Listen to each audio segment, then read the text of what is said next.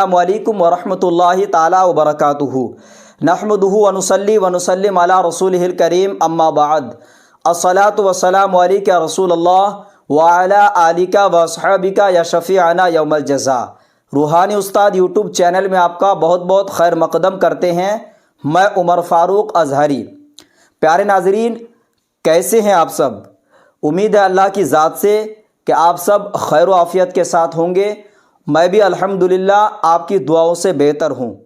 मैं फिर से हाज़िर हुआ हूँ आपकी खिदमत में नायाब अमल के साथ।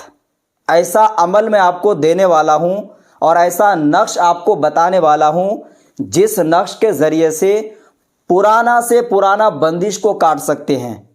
पहली बात मैं वाज़ेह कर देता हूँ, जो अमल मैं आपको बताने वाला हूँ ये अमल हर ख़ास व आम के लिए इजाज़त है। इसमें किसी से इजाज़त लेना शर्त नहीं है। दूसरी चीज़ इसमें यह है कि इसमें किसी भी तरीक़े से कोई पाबंदी नहीं है। बस आप लिखो, लिखने के बाद उससे कंप्लीट फ़ायदा उठाओ। और मैं आपको ऐसे लोगों के नाम के साथ नक्श बताने वाला हूँ जिन पर अल्लाह की लानत हुई है।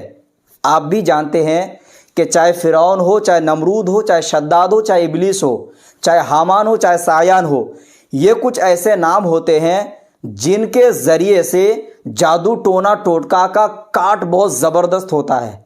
आप ये मत सोचिएगा कि मैं आपको कोई सिफली अमल बताने वाला हूँ, क्योंकि जो नाम मैं बताने वाला हूँ इन नामों के ज़रिए से उतार कर हम उसको जलाएंगे।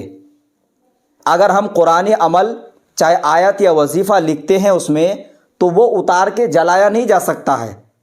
तो इसीलिए जो मैं आपको अमल बताने वाला हूँ, अगर आपकी दुकान में 10 साल का पुराना हो, चाहे 20 साल का पुराना किसी ने बंदिश लगाई है जिसकी वजह से आपकी दुकान में कस्टमर कम आते हैं, ग्राहक आते हैं लेकिन सामान ख़रीदते नहीं हैं, आपके पड़ोसी के यहाँ से तो सामान ख़रीदते हैं लेकिन आपकी दुकान से सामान नहीं ख़रीदते हैं। दूसरे केस में आप इस्तेमाल कर सकते हैं, अगर छोटे छोटे बच्चे हैं आपके घर में, चाहे आपकी बेटी हो, चाहे आपका बेटा हो, चाहे आपके पास कोई ऐसा मरीज़ आता हो जो आपके पास बच्चों को लेकर आता हो, बच्चों के ऊपर जब कोई असरात होता है, चाहे जिन्नात हो, चाहे खबीस हो, चाहे कोई परी हो या कोई भी ऐसी शय हो, तो हम टेंशन में पड़ते हैं कि इस बच्चे का कैसे इलाज करें, क्योंकि बच्चे के ऊपर हाजिर नहीं कर पाते हैं। और अगर हाजिर भी करें, फॉर एग्ज़ाम्पल 4 साल का बच्चा होगा तो हम कैसे उसको जलाएं, एक बड़ा मसला होता है।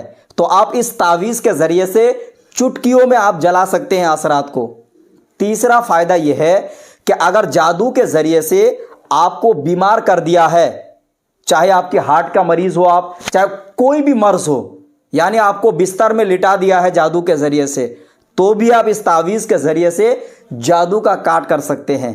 चौथा फ़ायदा यह है कि इस तावीज़ के ज़रिए से आप पुराना से पुराना असरात का इलाज कर पाएंगे। अब आइए हम आपको तावीज़ का तरीक़ा समझाते हैं। जो नक्श मैं आपको बताने वाला हूँ, नक्श को डिस्प्ले में दिखाने से पहले उसका तरीक़ा समझा देता हूँ, फिर आप उसको बआसानी देख देख के लिख सकते हैं। बहुत सारे हमारे भाई हमसे ये मालूमात चाहते हैं कि हज़रत हमें तो उर्दू लिखना नहीं आता है, तो हम कैसे लिखें? तो मैं आपको कह दूं, आप देख देख कर कॉपी कर लीजिए, आपको कुछ समझने की ज़रूरत नहीं है। इसीलिए मैं हर वीडियो में पढ़ कर भी सुनाता हूं, ताकि जो लोग पढ़े हुए नहीं हैं वो बआसानी सुन करके याद कर सके, और जो लोग अरबी नहीं पढ़ना जानते हैं तो वो सुन करके ट्रांसलेट कर पाए। फिर भी लोग कमेंट करते हैं कि हज़रत हमें तो उर्दू नहीं पढ़ना आता है, तो आप थोड़ा मेहरबानी करें, वीडियो को अच्छे क्वालिटी में करके स्क्रीनशॉट ले लीजिए तावीज़ का। या हमारे पास ये भी सुविधा होता है कि अगर आप व्हाट्सएप करेंगे तो व्हाट्सएप में भी आपको नक्श दे दिया जाएगा इंशाअल्लाह अज़्ज़ा वजल। अब तरीक़ा अच्छे से समझिए। जो तावीज़ बता रहा हूँ ये तावीज़ कभी भी लिख सकते हैं। इसके लिए ज़रूरी नहीं है कि आप नौचंदी जुमेरात हो या इतवार के दिन का इंतज़ार करें, कभी भी लिखिए जब आपको ज़रूरत पड़े। तावीज़ को लिखने के लिए ज़रूरी है कि लाल रंग का स्केच पेन लेना होगा। आपको इसमें ज़ाफ़रान की ज़रूरत नहीं है, क्योंकि नाम ही कुछ ऐसा है कि ज़ाफ़रान से लिखने की ज़रूरत नहीं है। बस आप जो है लाल रंग के स्केच पेन से सेम टू सेम जैसा तावीज़ है वैसा कॉपी करें। جب تعویذ آپ نے لکھ لیا، لکھنے کے بعد اگر آپ کی دکان میں بندش لگی ہوئی ہے تو آپ ایک پانی کا بوتل لیجئے۔ پانی کا بوتل لینے کے بعد یہ تعویذ آپ اس میں ایک تعویذ ڈال دیجئے۔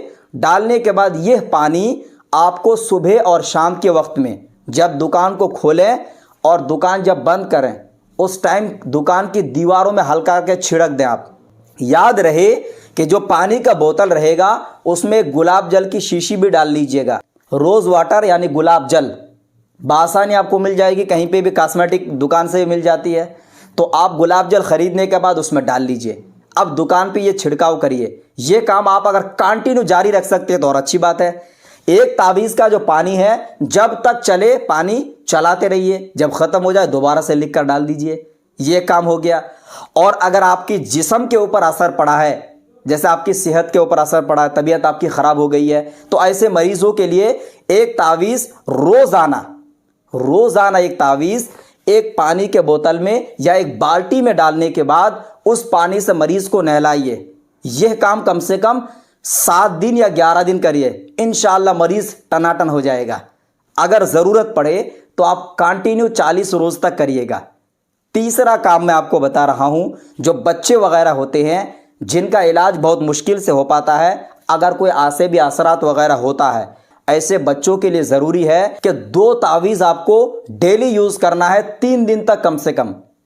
بچے کو اوپر اگر تگڑا سے تگڑا کوئی نظر ہوگا یا بہت زبردست کوئی اثرات ہوگا تو جیسے آپ نے تعویذ بنا لیا، صبح کے ٹائم پہ ایسے سر سے پیر تک 7 مرتبہ اچھے سے رگڑیے۔